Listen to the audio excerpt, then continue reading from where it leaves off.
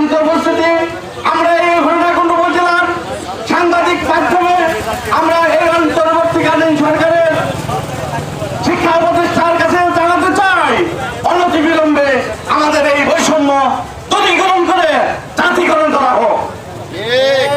আপনারা অত্যন্ত দুঃখের বিষয় হলো সত্য, এই আমরা বেসরকারি শিক্ষকগণ এই ব্যাংকে 95% শিক্ষক লোনে জর্জরিত। আজ আমরা অত্যন্ত কষ্টের জীবনযাপন করি, আমাদের দেখার মতন কেউ নেই। এই কারণে আজকে এই হরিণাকুণ্ড উপজেলার এর পক্ষ থেকে আমাদের এক দফা এক দাবি, জাতীয়করণের দাবি।